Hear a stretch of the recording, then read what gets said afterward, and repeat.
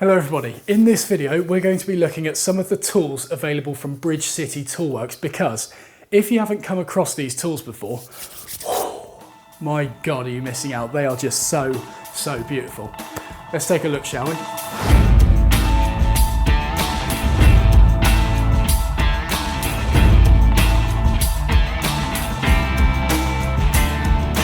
So before we get into things, a brief history on Bridge City Tools. It was founded about 35 years ago by John Economaki, and up until this point it has been quite difficult to get your hands on the tool that you want from them because they only do things in limited production runs. So in order to get your hands on a tool, they would release the concept and then you had to get yourself on a waiting list before the tool had even started being manufactured. But after 35 years of running the company, John Economaki is now going into retirement, and the production of Bridge City Tools has moved solely across to Harvey Industries in China.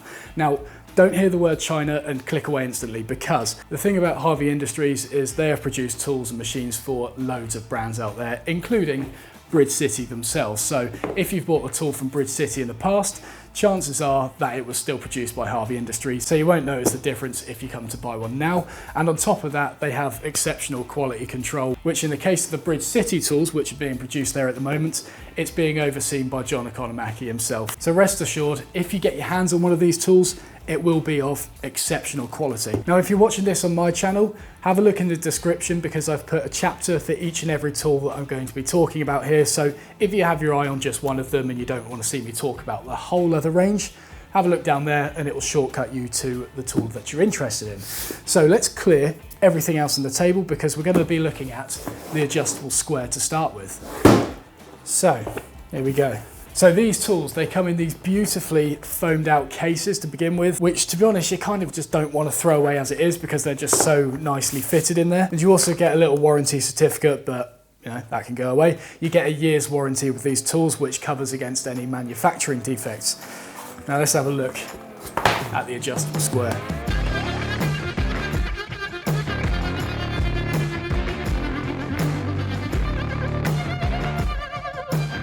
So this adjustable square, very simple in its function.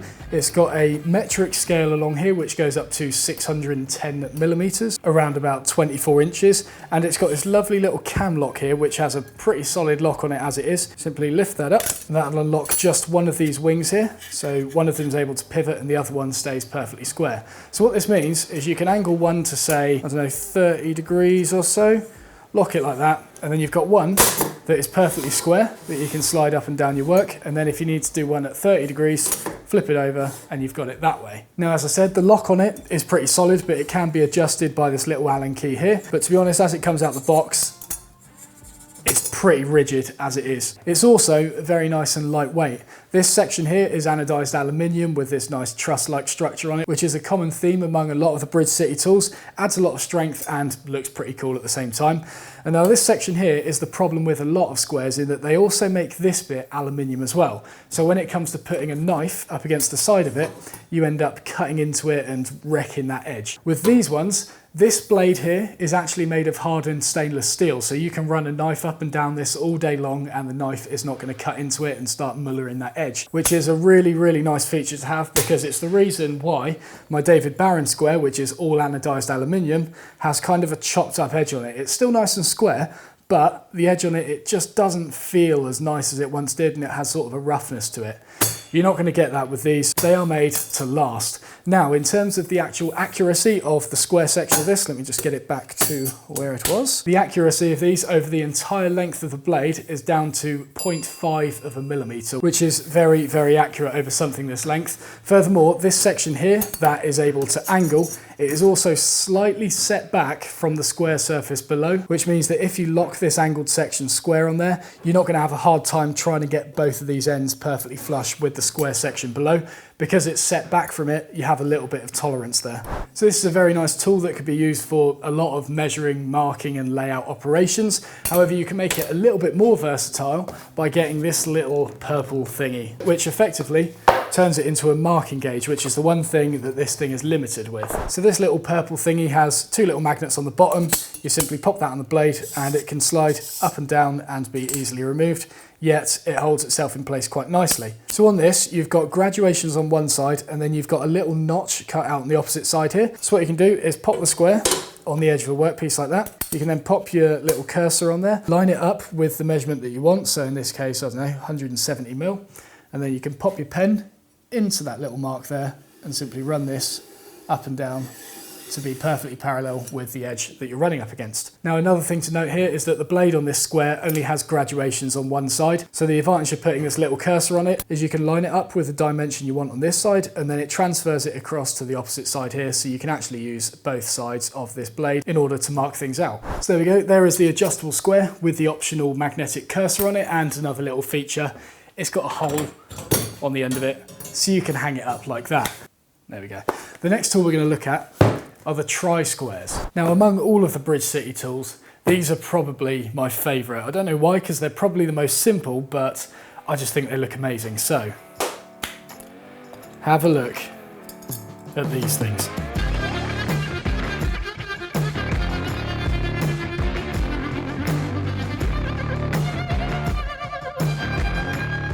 So as I said, with these squares, you get them in three different sizes. You've got the small and the medium, which are just straight up squares, and they also have a little dovetailing marker in there for a 1:8 ratio. And then on the larger one, you've got everything that these ones include, but you've also got scales on there, which go from 0 to 150 on the bottom and 0 to 200 on the top of the square. And similar to the adjustable square I just showed you, aluminium stock on there and then a stainless steel blade, so you can run a knife up and down there all day and it's not going to start chopping up those edges. The edges have been nicely arrised as well, so you've got a nice hard square edge to work from, but it's not sharp. Now these are made to be permanent squares, however the blade, if it does eventually go out of alignment for whatever reason, you do have the ability to readjust the square for squareness by loosening the 4 Allen keys on there, which again are made of stainless steel, so they're not going to corrode and all that over time.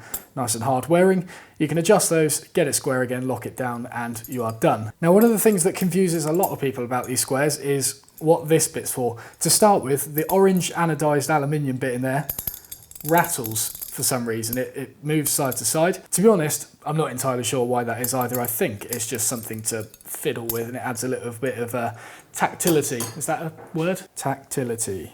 Yes, it is a word. It's just like something to play with, I suppose. But the reason for that cutout is if you were wanting to square across a wider bit of timber, for example, instead of reaching all the way out here and sort of grabbing the stock of the square, making it roll, you can literally just put your finger in there and it just gives you a bit more of a positive place to hold the square, as opposed to all the way out here where it's just a bit cumbersome by that point. Just makes it that little bit more versatile. And as I said, you've got the dovetail marker in there, so you can put the square over the end of the timber and square down like that, and you've got your 1:8 dovetail ratio on the end of that, nice and simple. But yeah, lovely little tool. Again, they're guaranteed to be square on the inside faces and the outside face, which is exactly what you would expect from a standard engineer's square. The actual blade on here has been blasted, so it's got a nice like matte finish to it, so you can easily read all the graduations on this one, for example. Even if it wasn't quite as light in here, it would still be very easy to see without getting any sort of glare and things like that from surrounding lighting. And again, similar to the adjustable square I've got hanging behind me, this is accurate to 0.05 of a millimeter, so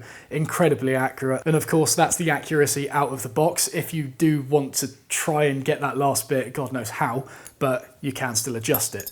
So the next one we're going to look at is the Mitre Squares. So we'll just get the squares out the way. There we go. So the Mitre Squares, again, very similar to the squares, to be honest, except they're at 45 degrees. You've still got the little bit in here where you can get the positive point when marking out against the edge of timber and things like that. Makes it nice and easy to hold. And they've still got the adjustable screws on the back, so if you were to drop this or something like that, you know that you can get it 45 degrees again. In terms of accuracy, these are accurate out of the factory down to 0.025 of a millimeter.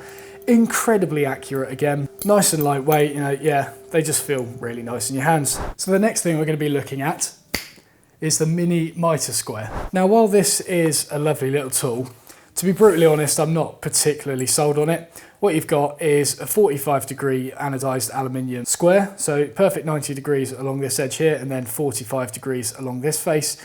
You've got 3 little holes on there, and then you've got this plate on here which attaches to 3 magnets on the bottom there, which allows you to use it as a square or 45 degrees, for example, just by sliding it on there, and it can be removed as well. So the steel plate that it can attach via the magnets is a little bit wider than the square itself, so you can slide it side to side, which means that you can do both that way, and you can flip it over and do that way as well.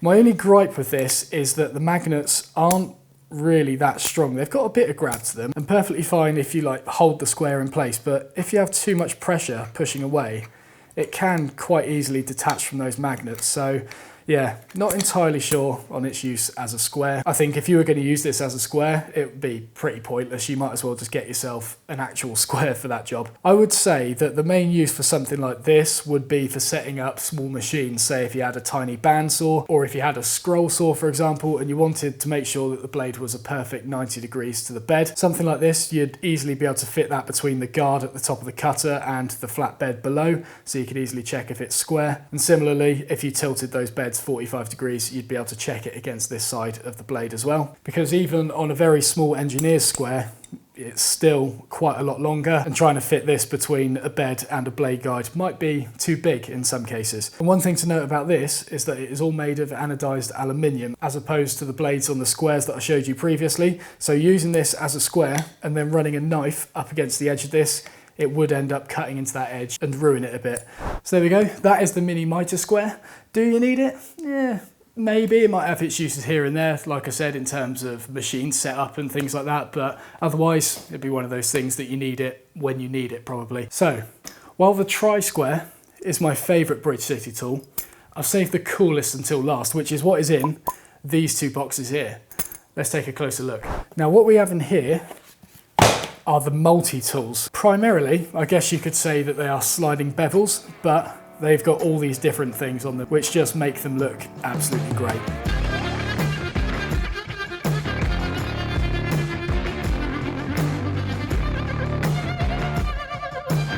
So as I said, these tools, I guess primarily, they are sliding bevels. So we've got 2 sizes here. We've got a small one that would be great to fit in your pocket, and a large one here for most of your workshop use. Has exactly the same cam lock as we saw on the adjustable square that I showed you first. And of course the tension on this cam lock is adjustable by changing the tightness of the screw on the back here, which just requires a simple Allen key.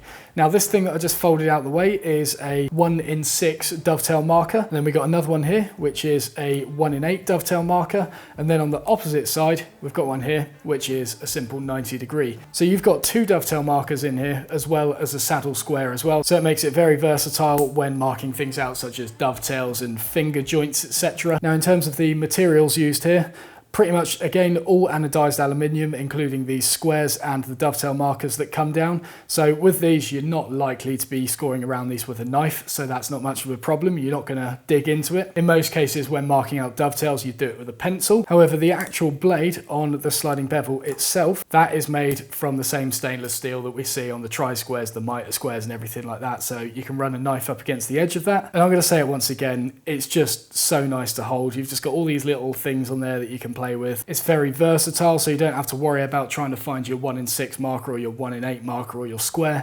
It's all built into this. And also another little function on both the small pocket one and the larger one I have here is that at the end of the blade there's a tiny little notch on there, which you could use if you wanted to do parallel lines, for example. You can lock that at any angle you want, pop your pen into the little notch in the back, and you'll be able to draw a parallel line. And aside from the 2 dovetail markers that you've got on one end of the stock, you also have another one that is built into the blade itself on the larger multi-tool. You don't have this on the smaller pocket-sized one. And now you might look at this at first glance and think, what's the point in that?